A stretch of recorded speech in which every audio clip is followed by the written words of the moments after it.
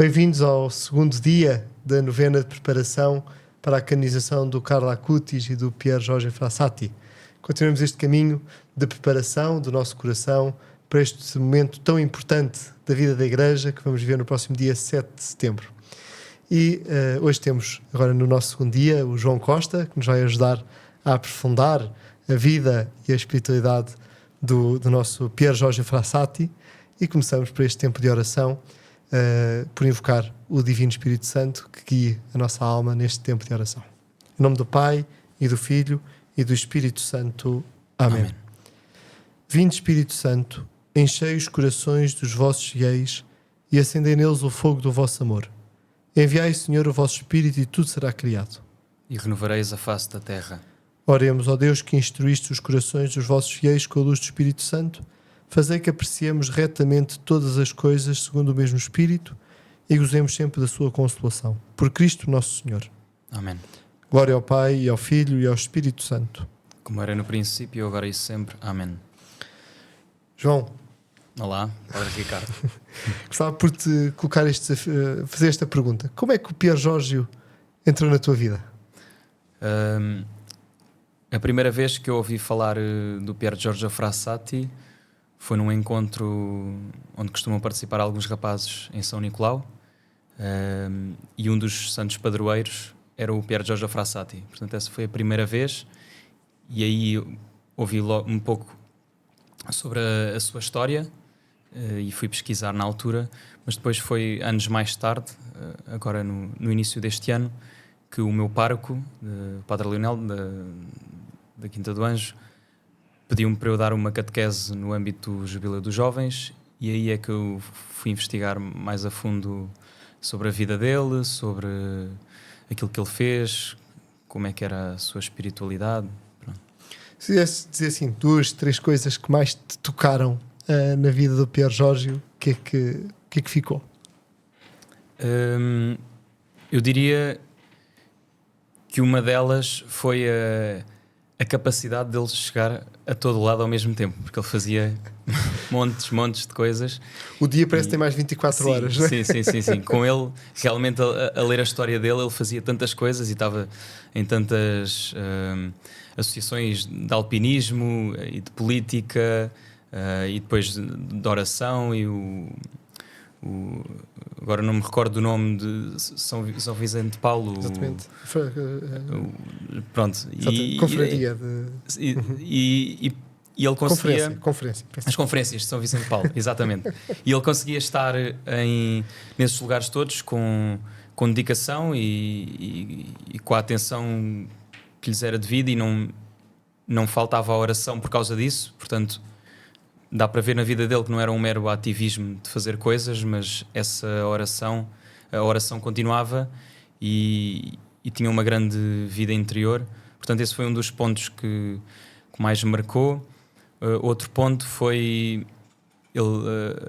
a caridade que ele tinha para com os pobres, principalmente porque ele vinha de uma família muito rica, e era mesmo, do que eu me lembro, era mesmo muito rica, e o pai dele era uma pessoa importante em Itália na altura, e todo o meio à volta dele induzia a ter um certo estilo de vida de uma altíssima burguesia, e havia os bailes, havia os jantares de gala, que o pai dele também chegou a ser embaixador, portanto participava nisso tudo, e o Pier Giorgio sempre esteve mais interessado numa certa simplicidade, em ajudar os pobres, sem mostrar isso. Portanto, ao longo da vida dele, os próprios pais não sabiam bem o que é que ele andava a fazer, e muitas dessas coisas só se vieram a descobrir depois da morte dele.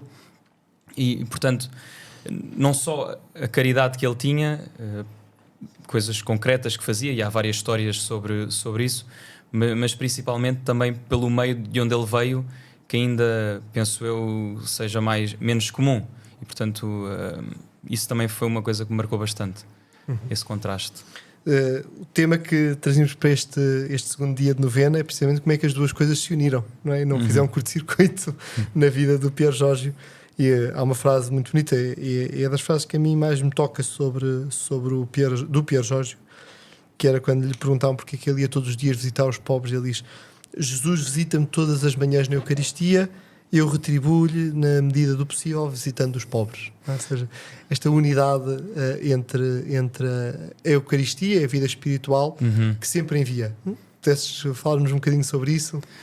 Sim, realmente, olhando para a vida dele, o que me parece é que ele só conseguia fazer essas coisas por causa da Eucaristia, não é? Ele só era capaz, isto agora que eu estava a dizer que mais me marcou, tanto participar em muitas coisas e ter muitos deveres e muitas tarefas e conseguir conciliar tudo e depois ter esta ajuda aos pobres. E realmente o Pier Giorgio, ele próprio diz que vem a partir da Eucaristia, portanto é uma coisa que dá força à outra. O só a caridade pela caridade acaba por não ser aquilo que Jesus nos ensinou, não é? Não é só o caridade no sentido de ajudar os pobres e de ajudar os mais fracos, mas é sim através da oração e da relação com Jesus que depois se transforma naquilo que Pier Giorgio fez. E, portanto, a fonte acaba por ser... Sem isso seria só assistencialismo. Pois. Não é? Seria só termos pena do outro. Sim, e outra coisa é olharmos para o outro, e era isto que o Pier Giorgio fazia, que era olhar para o outro e ver no pobre, ali está Cristo. Não é? E este sentido da identificação quer dizer, tem uma força tremenda que... E tu dizias há pouco até aquele aspecto, só pudesses comentar, por favor, um bocado, que dizias, os pais não sabiam o que é que o filho andava a fazer, não é? Sim. Isto é aquelas frases que vem quando se usa quando as coisas estão a correr mal. Sim, sim. No caso do Pier Giorgio, foi não sabiam o que andava a fazer e só descobriram no momento do funeral.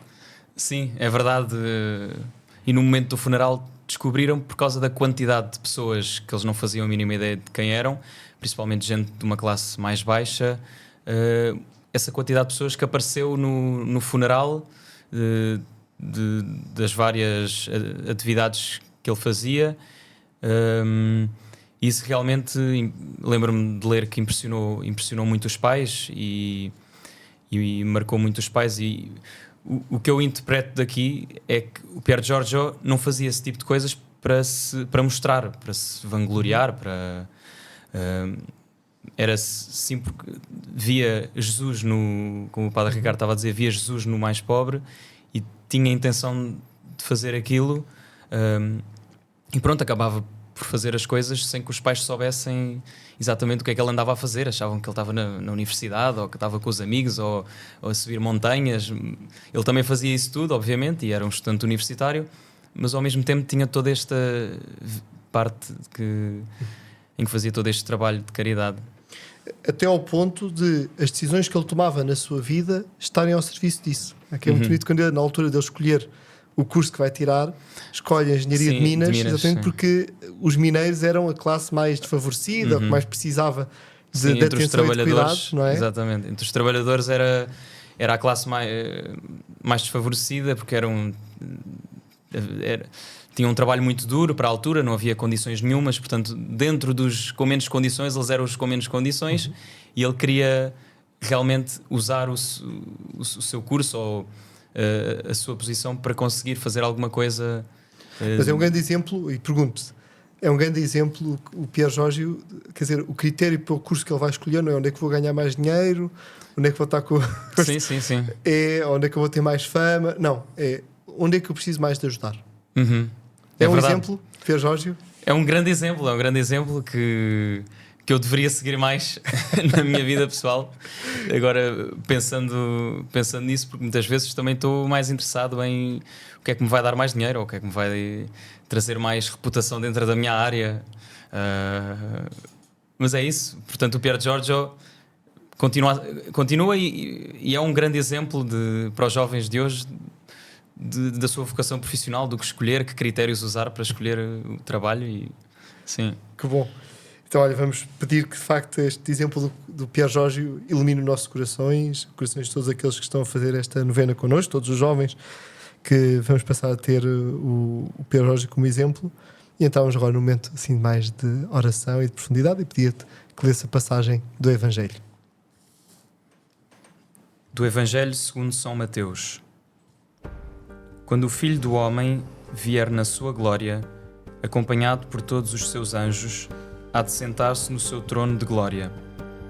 Perante ele vão reunir-se todos os povos, e ele separará as pessoas umas das outras, como o pastor separa as ovelhas dos cabritos. À sua direita porá as ovelhas, e à sua esquerda os cabritos. O rei dirá então aos da sua direita: Vinde benditos de meu Pai, recebei em herança o reino que vos está preparado desde a criação do mundo. Porque tive fome e destes-me de comer, tive sede e destes-me de beber, era peregrino e recolhestes-me, estava nu e destes-me que vestir, adoeci e visitastes-me, estive na prisão e fostes ter comigo. Então os justos vão responder-lhe: Senhor, quando foi que te vimos com fome e te demos de comer, ou com sede e te demos de beber? Quando te vimos peregrino e te recolhemos, ou nu e te vestimos? E quando te vimos doente ou na prisão e fomos visitar-te? E o rei vai dizer-lhes em resposta: Em verdade vos digo, sempre que fizestes isto a um destes meus irmãos mais pequeninos, a mim mesmo o fizestes. Jesus identifica-se com os pobres e necessitados. Pierre Jorge descobriu esta verdade. Servindo os pobres, encontrava Cristo. A sua vida foi um evangelho vivo da caridade. Peçamos a graça de sermos diligentes no serviço ao próximo, sabendo que o fazemos ao próprio Cristo.